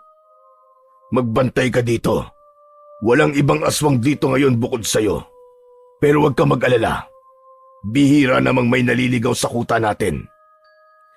Naiintindihan ko. Huwag ka mag-alala at hindi ako aalis dito sa kuta natin. At handa rin ako sumama sa inyo sa susunod na pagbilog ng buwan. Siguro nga ay kailangan ko nang tanggapin na ito na ang aking kapalaran, ang maging katulad nyo. Napangiti si Lukban at waring natuwa sa sinabi ni Jacinto. Mabuti kung ganon. O sige, aalis na kami. Tumalikod si Lukban at lumabas ng kubo. Nang tuluyan ng mag-isa si Jacinto sa kuta, ay inilabas niya ang mutya mula sa kanyang bulsa. Bahagya yung nagliwanag na para bang meron yung sariling buhay. Pinagmasdan niya yon at inisip ang kapangyarihang taglay ng mutya at kung paano niya yon magagamit. Alam ni Jacinto na hindi maaaring wala siyang gawin ng gabing yon. Dahil wala ang mga aswang sa kuta, yun na ang tamang pagkakataon upang simulan ang kanyang misyon. Gagamitin niya ang mutya upang ipagtanggol ang buong San Felipe laban sa mga halimaw. Ngunit napaisip siya kung paano niya yun magagawa nang hindi siya nakikilala ni Lukban at ng mga aswang. Mahigpit na hinawakan ni Jacinto ang mutya. Itinuon niya roon ang lahat ng lakas niya. Divana, kung naririnig mo ko, kailangan kita. Nagdaan ang ilang sandali bago bumalot ang malamig na siboy ng hangin sa paligid.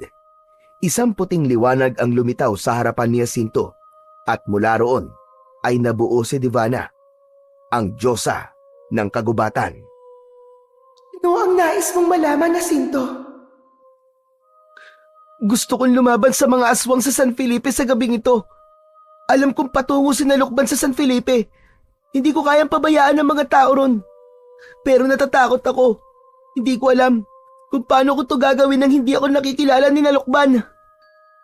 Wala kang dapat na ipag-alala, sapagkat ang mutyang yan ay ginawa upang labanan ng kasamaan.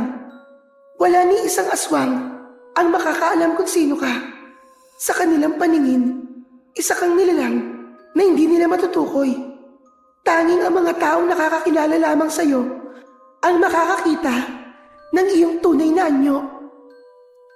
Napatingin si Jacinto sa mutya na sa sandaling yon ay kumikislap ng mas matindi. Huwag mo nang sayangin ang oras, Jacinto. Humayo ka na at simulan mo na ang iyong misyon. Maraming salamat po sa inyo, mahal na diwatang Divana. Unti-unting naglaho ang figura ng Diyosa at muling naging mag-isa si Jacinto sa loob ng kubo. Mahigpit niyang hinawakan ng mutya at tumakbo palayo. Ang dilim ng kagubatan ay hindi na naging hadlang sa kanya. Sa gabing yun, hindi na si Jacinto ang takot na batang aswang dahil siya na ang magiging tagapagtanggol ng San Felipe laban kina Lukban. Matapos ang ilang minutong pagtakbo ni Jacinto, ay natanaw na niya sa wakas ang San Felipe. Agad siyang nagkubli sa ilalim ng isang punong malapit sa bukana ng bayan. Mula roon, Nakita niya ang lagim na hatid ng mga aswang. May isang lalaki na hinila mula sa kanyang bahay ng isang aswang habang ang kuko ng aswang ay nakatarak sa dibdib ng lalaki. May isang bata ang umiiyak habang pilit na pinoprotektahan ng nanay nito mula sa isa pang aswang. Meron ding isang matanda na bumagsak sa lupa habang hawak ang dugo ang bisig matapos itong lapain ng isa sa mga aswang. Hinigpitan ni Jacinto ang pagkakahawak niya sa mutya sa loob ng kanyang bulsa. Huminga siya ng malalim at pinahupa ang sariling kaba at muling itinuon ang paningin sa mga aswang. Isang matulis na kawayang nakasandal sa bakod ang naisipan niyang kunin. Mabilis siyang lumingalinga at sinuri ang paligid. Kinuha niya ang isang matulis na kawayan at lumabas na siya sa kanyang pinagtataguan. Nang may isang aswang na tatalon sa isang lalaki na may sugat sa braso, ay biglang sumulpot si Jacinto mula sa gilid at buong puwersang isinaksak ang matulis na kawayan sa tagiliran ng halimaw.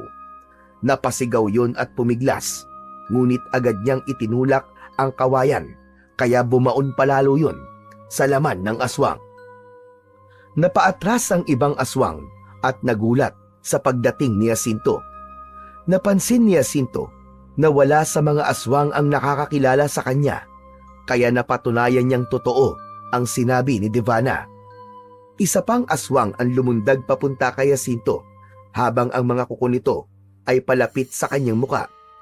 Ngunit mabilis na umilag si Jacinto at madiin niyang itinuon ang mga paa sa lupa.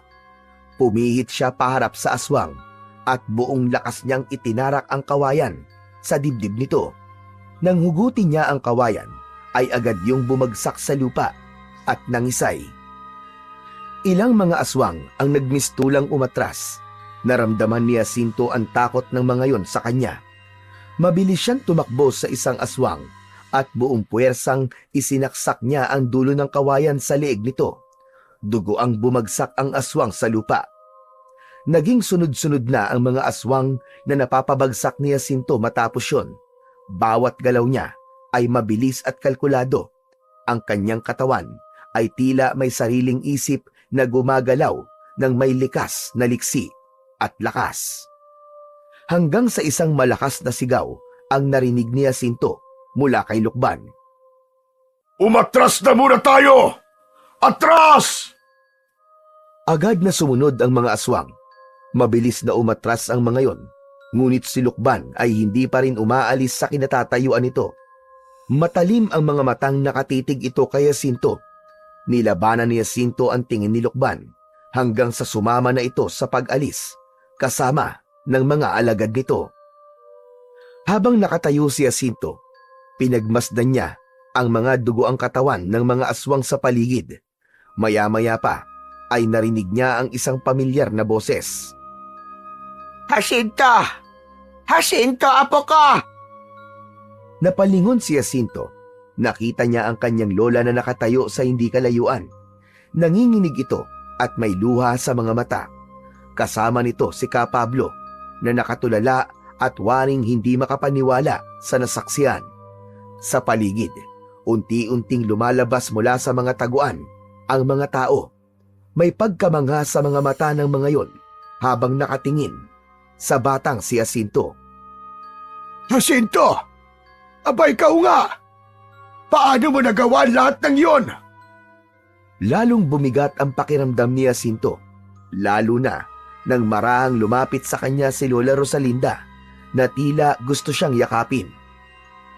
Apo, Jacinto, halika. Umuwi ka na. Nag-init ang gilid ng mga mata ni Jacinto.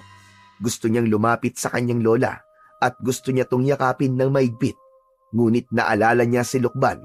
Kailangan niyang makabalik sa kuta bago pa dumating doon si Lukban.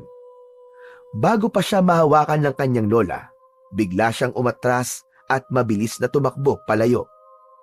Jacinto, apo! Bumalik ka rito! Apo! Narinig ni Jacinto ang pagtawag ng kanyang lola, ngunit hindi siya maaaring huminto. Hindi pa sila maaaring magsama ng kanyang lola hanggang nabubuhay pa si Lukban. Sa isang iglap, nawala si Jacinto sa kadiliman ng gabi. Mabilis siyang tumakbo patungo sa kuta ng mga aswang. Pagdating ni Jacinto sa kuta ay tahimik ang buong paligid. Wala pa sina Lukban at ang iba pang mga aswang. Nagmamadali siyang nagtungo sa palikuran, dala ang matinding kaba sa dibdib. Agad siyang naghilamos ng tubig sa kanyang muka upang mawala ang bakas ng dugo na kumapit sa kanyang muka at ibang parte ng katawan. Habang abala sa paglilinis, bigla niyang naramdaman ang malamig na simoy ng hangin sa kanyang batok. Kasabay nun ay may presensya siyang naramdaman sa likuran niya. Napahinto siya at mabilis siyang napalingon. Nakita ni Jacinto si Lukban na nakatayo sa kanyang likuran. Matalim ang mga mata nito at tahimik na nakatingin sa kanya. Lukban, ikaw pala yan. Nakabalik na pala kayo. Ang bilis niyo naman bumalik. Kumusta ang pagsalakay niyo sa San Felipe? Ayoko munang pag-usapan na nangyari. Ganun ba? Walang problema. Bukas na lang natin pag-usapan. Bakit may dugo ka sa katawan mo? Saan mo nakuha yan? Naramdaman ni Jacinto ang panunuyo ng kanyang lalamunan, pero hindi siya nagpahalata. Itinago niya ang kaba sa pamamagitan ng pagtawa ng mahina. Nagsasanay ako para sa susunod na pagsalakay natin sa kabilugan ng buwan. Sinubukan ko manghuli ng hayop sa paligid. Tinitigan siya ni Lukban na para bang sinusuri nito kung nagsasabi siya ng totoo o hindi. Sa huli, hindi na ito nagsalita pa. Tumalikod ito at naglakad palayo. Tahimik na bumuntong hininga si Jacinto. Pakiramdam niya ay nabunutan siya ng malaking tinik sa dibdib dahil tiwala siya na hindi nahalata ni Lukban na nagsisinungaling siya rito. Kinaumagahan, maagang nagising si Jacinto. Lumabas siya ng kubo at hinayaang masayaran ng mainit na sikat ng araw ang kanyang balat. Nakaramdam siya ng panandaliang ginhawa at parang inalis nun ang nangyari nung nakaraang gabi. Nang igala niya ang paningin sa paligid, nakita niya si Lukban sa ilalim ng isang matandang puno habang tahimik na nakatanaw sa malayo. Naramdaman niya na may kung anong bumabagabag dito. Lumapit si Jacinto kay Lukban at tinabihan ito. Lukban, mukhang hindi naging maganda ang nangyari sa pagsalakay niyo kagabi sa San Felipe. Tama ba ako? Hindi talaga. Sa kauna-unahang pagkakataon, may naglakas ng loob na lumaban sa amin. Ha? Sino naman? Hindi ko alam. Hindi ko siya kilala. Pero ramdam ko na kilala ko siya. Hindi ko lang matukoy kung sino ang taong yon. Dahil sa sinabi ni Lukban, ay bahagyang bumilis ang pintig ng puso ni Jacinto. Sinikap niyang kumalma at ipagpatuloy ang kanilang usapan. Ano nang plano mo ngayon? Hindi pa rin tayo hihinto sa pagsalakay sa San Felipe. At sisiguraduhin kong malalaman ko kung sino ang taong yon. Kapag natukoy ko kung sino siya, ay ako mismo ang papatay sa kanya. Napalunok si Jacinto. Muling bumalik ang kaba sa kanyang dibdib. Ngunit mabilis din niyong nawala dahil alam niyang nasa kanya ang mutya ng Diyosa ng kagubatan. Alam niyang kaya niyang lumaban kahit si Lukban pa mismo ang makaharap niya. Kahit medyo gamay na ni Jacinto ang paggamit sa mutya, ay hindi pa rin siya huminto sa palihim niyang pagsasanay. Sa tuwing may pagkakataon, ay nagtutungo siya sa masukal na bahagi ng kagubatan kung saan sigurado siyang walang makakakita sa kanya. Hinayaan niyang dumaloy sa kanyang katawan ang enerhiyang nakapaloob sa mahiwagang mutya. Mabilis siyang kumilos sa pagitan ng mga puno at nagkunwari siyang may kalaban na aswang. Hinahasa niya ang kanyang kakayahang gamitin ang mga bagay sa kanyang paligid bilang sandata. Hawak ang isang matulis na kawayan. Buong puwersa niyang inihagis yon sa isang matandang puno at agad yung bumaon sa matigas na kahoy. Makalipas ang ilang sandali, ay biglang lumamig ang paligid. Kasabay ng paghampas ng hangin, ay isang liwanag ang lumitaw sa harapan ni Jacinto At mula roon ay lumitaw si Divana. May matamis na ngiti sa mga labi nito habang nakatingin kay Jacinto. Napakagandang laban ang ginawa mo kagabi, Jacinto. Labis ako natutuwa na ginagamit mo sa kabutihan ng mutyang ibinigay ko sa'yo. Maraming salamat sa tiwala mo, Divana. Kung hindi dahil sa'yo, wala akong kakayahang ipagtanggol ang mga tao sa San Felipe mula kina Lukban. Ngunit hindi pa rito nagtatapos ang laban mo, Jacinto. Nararamdaman ko na malapit nang magsagawa ng malakihang pagsalakay si Lukban at ang kanyang mga alagad sa San Felipe. Kailangan maganda ka. Kailangan mo lang tapusin ang kasamaan niya sa lalong madaling panahon. Pinapangako ko, mahal na Diyos ang Divana. Gagawin ko ang lahat upang tapusin si Lukban. Kapag wala na siya, makakabalik na ako sa aking lola at mapapatunayan ko sa buong San Felipe na hindi ako isang halimaw gaya ng iniisip nila.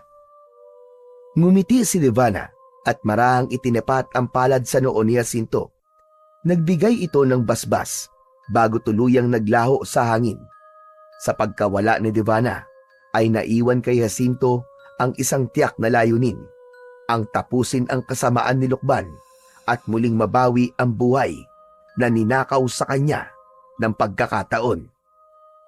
Sa mga sumunod na araw, nakita ni Jacinto na nagkakaroon ng pagpupulong si Lukban at ang iba pang mga aswang. Kahit hindi siya isinasama ni Lukban sa pagpupulong, ay palihim siyang nakikinig sa mga plano ng mga ito. Ayon kay Lukban, ay hihinto muna ang mga ito sa pagsalakay sa San Felipe. At sa pagsapit ng kabilugan ng buwan, ay doon na muling sasalakay si Lukban upang makakuha ang mga ito ng dagdag na lakas mula sa buwan. Kasabay ng pagpaplano ni Lukban, ay nagplano rin ng kanya si Jacinto. Naisip niya na kung magpapalakas ang mga aswang, ay kailangan niyang maging masanda at mas malakas. Kaya naman, hindi siya huminto sa pagsasanay upang mas makabisa niya ang lakas at kapangyarihan ng mutya. Alam niyang hindi magiging madali ang laban niya kina Lukban at may posibilidad na hindi rin magiging sapat ang kanyang lakas upang talunin si Lukban at ang mga aswang. Ngunit hindi siya susuko. Handa siyang gawin ang lahat at magsakripisyo para maprotektahan ang buong San Felipe. Isang umaga, nang makita ni Jacinto na umalis si Lukban kasama ang ilang alagad nito, ay tumakas si Jacinto sa kuta upang puntahan ang kanyang lola Rosalinda. Gamit ang kapangyarihan ng mutya, ay mabilis siyang nakarating sa kubo nila ng kanyang lola. Nakabukas ang pinto, kaya hindi na siya nagdalawang isip na pumasok. Nakita niya kagad si Lola Rosalinda na mag-isang kumakain ng agahan. Nagliwanag ang mukha nito nang makita siya. Tumayo ito at mahigpit siyang niyakap. Nang bahagya itong lumayo, ay walang tigil ang pag-agos ng luha sa magkabilaan nitong pisngi. Tinto, Apo. Salamat sa Diyos at umuwi ka na. Walang gabing hindi kita pinagdarasal sa Diyos na sana'y palagi kang ligtas. Lola, pasensya na po kung ngayon lang po ulit ako nakadalaw. At salamat po sa inyong mga dasal. Apo, hindi mo na kailangan magtago. Alam mo bang pinag-uusapan ka ng mga tao dito sa San Felipe? Humahanga sila sa'yo kasi pinagtanggol mo kaming lahat laban sa mga aswang. At sabi nila, kahit may dugong aswang ka pala, ay hindi ka pala dapat nilang katakutan. Natutuwa po ako sa sinabi niyo, Lola. Pero hindi pa po ito ang tamang panahon para bumalik ako. Lola, kailangan niyo po akong tulungan. Kung magtatagumpay ako, saka lang po ako makakabalik dito sa San Felipe. Bakit na po? Ano ang gusto mong gawin? Kailangan niyo pong makiusap kay Ka Pablo at sa ating kapitan. Sabihin niyo po na maganda ang mga kayang lumaban sa nalalapit na kabilugan ng buwan at yung mga hindi kayang lumaban ay lumikas na sa ligtas na lugar. Ang mga aswang po ay muling aatake sa susunod na pagbilog ng buwan, Lola. Sandaling natahimik si Lola Rosalinda, ngunit makalipas lang ang ilang sandali, ay marahan itong tumango. Sige, gagawin ko sinabi mo, Apo. Hindi ko man naiintindihan ang mga nangyayari ngayon, lalo na sa'yo. Pero may tiwala ako sa iyo, Apo. Wala akong ibang gusto kundi magtagumpay ka sa anumang binabalak mo. Salamat po, Lola. Salamat kasi hanggang ngayon ay hindi pa rin po kayo bumibitiw sa akin. Lola, kailangan ko na pong umalis. Apo, mag-iingat ka. Huwag mong pabayaan ang sarili mo. Nakangiting tumango si Jacinto at mabilis siyang lumabas ng bahay nila. Tumakbo siya pabalik sa kagubatan, dala ang pag-asa na magtatagumpay sila sa pakikipaglaban kina Lukban at sa mga alagad nitong aswang. Nang makarating na sa kagubatan si Jacinto, ay medyo binawasan niya ang bilis ng kanyang paglalakad. Matalim ang tingin niya sa paligid at tiniyak niya na walang sumusunod sa kanya. Malapit na siya sa kuta ng mga aswang nang biglang may humarang sa kanyang daraanan. Nagulat siya nang makita si Lukban na kasama ang dalawa pang alagad nito. Agad siyang huminto at umaktong normal. Jacinto, saan ka na naman galing? Hindi ka na naman nagpaalam. Naglakad-lakad lang. Kailangan ko rin kasi ng ehersisyo para lumakas ang katawan ko. Talaga? Wala ka bang ginagawang hindi ko alam? Wala, Lukban. Ano bang ibig mo sabihin? Matiim siyang tinitigan ni Lukban. Ilang saglit na katahimikan ang namagitan sa kanilang dalawa. Alam mo ba, Jacinto, simula nang may maglakas loob na lumaban sa akin, ay nagkaroon na ako ng duda sa mga nakapaligid sa akin. Kaya sa oras na malaman ko na isa sa mga alagad ko nagtataksil sa akin, ay hindi niyo magugustuhan ang gagawin ko. Naramdaman ni Jacinto ang panlalamig ng buo niyang katawan. Tumibok ng mabilis ang puso niya, pero hindi niya ipinahalata kay Lukban ang kabang nararamdaman niya. Alam mong hindi ko magagawang traidorin ka, Lukban. Hindi ko malilimutan kung paano mo ako tinulungan. Galit ako sa mga tao ng San Felipe. Tulad mo. Gusto ko magiganti sa kanila. Mabuti kung ganon. Umuwi ka na. Ayokong pag-alagala ka rito sa gubat at baka may mga tao pang makakita sa'yo. Tumango si Jacinto at naglakad na siya palayo kina Lukban. Kahit ramdam niyang naniwala si Lukban sa mga sinabi niya, hindi pa rin nawala ang kaba niya. Lalo na't may hinala na si Lukban na maaaring isa sa mga alagad nito ang tumatraidor sa kanya. Sa mga sumunod na araw, naging mas maingat si Jacinto sa bawat kilos niya. Ipinakita niya kay Lukban at sa iba pang aswang na wala siyang tinatagong lihim. Lumahok siya sa mga pagpupulong, nakisama sa kanilang mga gawain, at pinanindigan niya ang galit na nararamdaman niya para sa mga tao ng San Felipe. Naramdaman niya na nawala ang paghihinala sa kanya ni Lukban, ngunit alam niyang hindi pa rin siya maaaring maging kampante. Sa kabila ng kanyang pagpapanggap, palihim pa rin siyang nagsasanay sa paggamit ng mutya. Tuwing may pagkakataon, ay sinasanay niya ang kanyang katawan at isipan at tinutuklas niya pa ang tunay na lakas ng mutya. Pinag-aralan niya kung paano yun gamitin ng mas mahusay at mas epektibo. Alam ni Jacinto na malapit na ang muling pagsalakay ng mga aswang sa San Felipe at kapag dumating ang araw na yon, ay kailangan niyang maging handa para ipagtanggol ang San Felipe at upang tuluyang wakasan ang kasamaan ni Lukban at ng mga alagad nito. Mabilis na lumipas ang mga araw at dahil sa pagsasanay ni Jacinto ay hindi niya na namalayan na mamayang gabi na pala ang kabilugan ng buwan. Nasa loob ng kubo niya si Jacinto ng umagang yon. Tahimik siyang nakaupo habang nag-iisip. Maya-maya pa ay biglang pumasok si Lukban na may seryosong ekspresyon sa muka. Tito, kabilugan na ng buwan mamayang gabi. Inaasahan kong kasama ka namin sa pagsalakay sa San Felipe. Gaya na ng pag-usapan natin nun. Wala kang dapat ipag-alala. Sasama ako, Lukban. At papatay na rin ako ng mga tao gaya ng gusto mo. Mabuti naman. Ganyang sagot ang inaasahan kong maririnig mula sa'yo. Pero Lukban, paano kung magpakita ulit yung sinasabi mo naglakas loob na labanan kayo? Anong gagawin natin? Isang malamig na ngiti ang lumitaw sa labi ni Lukban. Ako mismo ang haharap sa taong yun at papatayin ko siya.